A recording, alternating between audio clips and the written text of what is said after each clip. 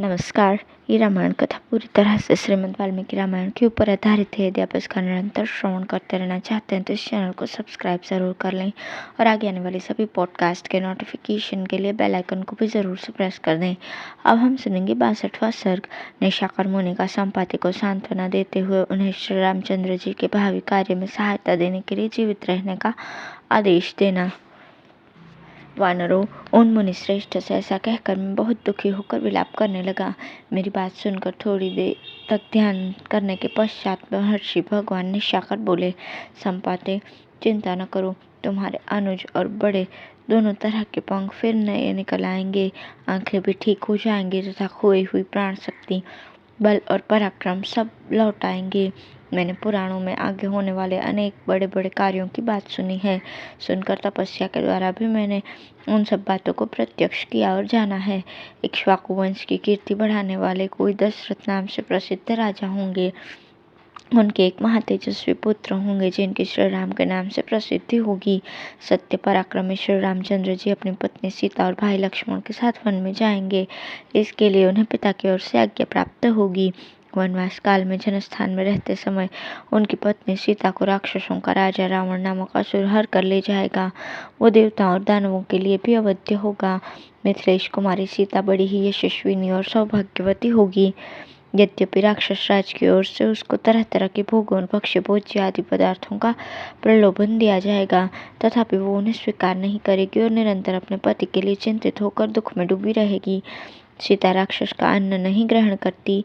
ये ज्ञात होने पर देवराज इंद्र उसके लिए अमृत के समान खीर, जो देवताओं को भी दुर्लभ है, निवेदन करेंगे। उस अन्न को इंद्र का दिया हुआ जानकर जानकी उसे स्वीकार कर लेगी और सबसे पहले उसमें से अग्रभाग निकालकर श्री रामचंद्र जी के उद्देश्य से भूमि पर रखकर अर्पण करेगी। उस समय वो इस प्रकार कहेगी, मेरे पति भगवान श्री राम तथा देवर लक्ष्मण यदि जीवित हों अथवा देवभाव को प्राप्त हो गए हों, यह अन्न उनके लिए समर्पित है। संपाते, रघुनाथ जी के भेजे हुए उनके दूत वानर यहाँ सीता का पता लगाते हुए आएंगे। उन्हें तुम श्री राम की महारानी सीता का पता बताना। यहाँ से किसी प्रकार कभी दूसरी जगह न जाना। ऐसी दशा में तुम जाओगे भी कहाँ? देश और काल की प्रतीक्षा करो, तुम्हें फिर नए पंख प्राप्त हो जाएंगे।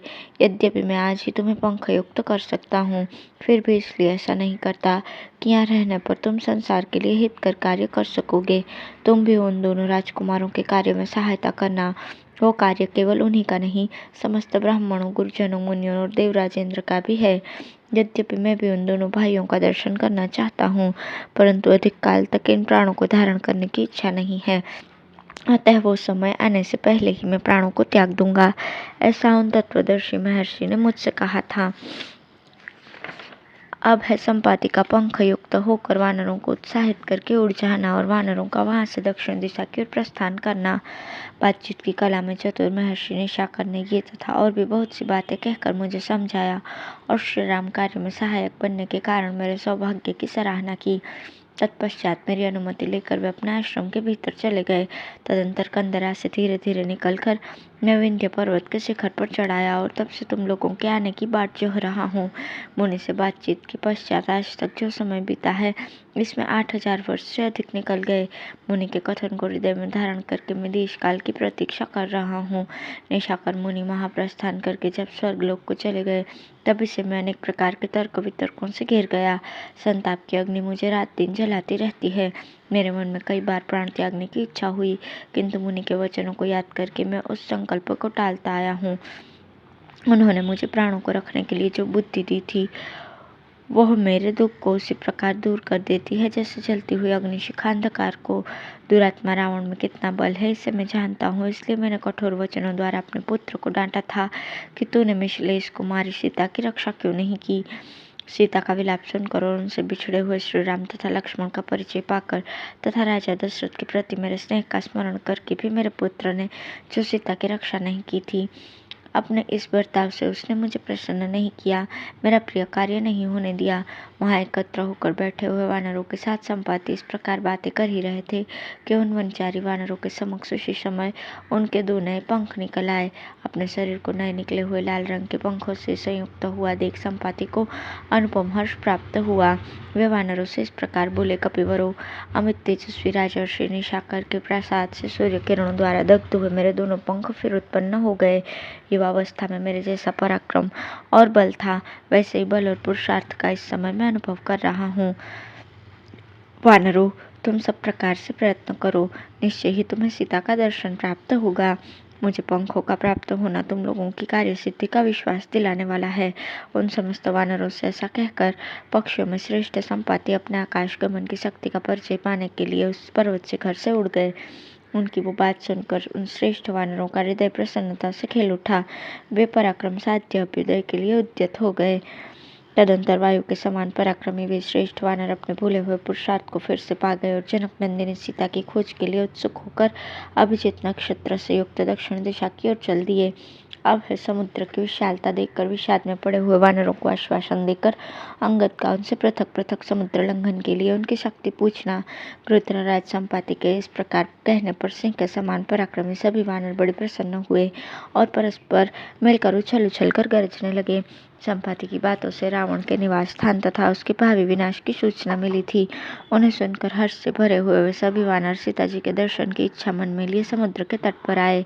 उन भयंकर पराक्रमी वानरों ने उस देश में पहुंचकर समुद्र को देखा जो इस विराट विश्व के संपूर्ण प्रतिबिंब की भांति स्थित था। दक्षिण समुद्र के उत्तर तट पर जाकर उन महाबली वानर वीरों ने डेरा डाला।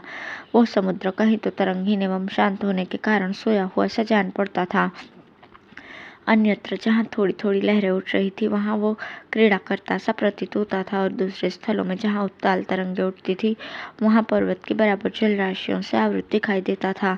वो सारा समुद्र पाताल निवासी दानवराजों से व्याप्त था। उस रोमांचकारी महासागर को देखकर वे समस्त श्रेष्ठ वानर बड़े विषाद में पड़ गए। आकाश के समान दुर्लंघ समुद्र पर दृष्टिपात करके वे सब वानर अब कैसे क्या करना चाहिए ऐसा कहते हुए एक साथ बैठकर चिंता करने लगे। उस महासागर का दर्शन करके सारी वानर सेना को विषाद में डूबी हुई देख कपिश्रेष्ठ अंगद उन भयातुर वानरों को आश्वासन देते हुए बोले, वीरों, तुम्हें अपने मन को विषाद में नहीं डालना चाहिए, क्योंकि विषाद में बहुत बड़ा दोष है। जैसे क्रोध में भरा हुआ सर्प अपने पास आए हुए बालक को काट खाता है, उसी प्रकार विषाद पुरुष का नाश कर देता है। जो पराक्रम का अवसर आने पर विषादग्रस्त हो जाता है उसका तेज का नाश होता है। उस तेजोहीन पुरुष का पुरुषार्थ सिद्ध नहीं होता। उस रात्रि के व्यतीत हो जाने पर बड़े बड़े वानरों के साथ मिलकर अंगद ने पुनः विचार आरंभ किया। उस समय अंगद को घेर कर बैठी हुई वानरों की वो सेना इंद्र को घेर कर स्थित हुई देवताओं की विशाल वाहिनी के समान शोभा पाती थी। वालिपुत्र अंगद तथा पवन कुमार हनुमान जी को छोड़कर दूसरा कौन वीर उस वानर सेना को सुस्थिर रख सकता था। शत्रु वीरों का दमन करने वाले श्रीमान अंगद ने उन बड़े बूढ़े वानरों का सम्मान करके उनसे ये अर्थयुक्त बात कही, सज्जनों, तुम लोगों में कौन ऐसा महातेजस्वी वीर है जो इस समय समुद्र को लांघ जाएगा और शत्रुदमन सुग्रीव को सत्य प्रतिज्ञा बनाएगा? कौन वीर वानर 100 योजन समुद्र का लंघन करके उस पार जा सकेगा और कौन इस समस्त युद्धपतियों को महान भय से मुक्त कर देगा? किसके प्रसाद से हम लोग सफल मनोरथ एवं सुखी होकर यहाँ से लौटेंगे और घर द्वार तथा स्त्री पुत्रों का मुंह देख सकेंगे? किसके प्रसाद से हम लोग हर्षोत्फुल्ल होकर श्री राम, महाबली लक्ष्मण तथा वानर वीर सुग्रीव के पास चल सकेंगे? यदि तुम लोगों में से कोई वानर वीर समुद्र को लांघ जाने में समर्थ हो तो वो शीघ्र ही हमें यहाँ परम पवित्र अभयदान दे। अंगद की बात सुनकर कोई कुछ नहीं बोला। वो सारी वानर सेना वहां जड़वत स्थिर रही। तब वानर श्रेष्ठ अंगद ने पुनः उन सब लोगों से कहा, बलवानों में श्रेष्ठ वानरों, तुम सब लोग दृढ़ता पूर्वक पराक्रम प्रकट करने वाले हो। तुम्हारा जन्म कलंक रहित उत्तम कुल में हुआ है, इसके लिए तुम्हारी बारंबार प्रशंसा हो चुकी है। तुम लोगों में कभी किसी की भी गति कहीं नहीं रुकती, इसलिए समुद्र को लांघने में जिसकी जितनी शक्ति हो वो उसे बताए। इस प्रकार श्री वाल्मीकि निर्मित रामायण आदि काव्य के किष्किंधा कांड में 64वां सर्ग पूर्ण हुआ। धन्यवाद।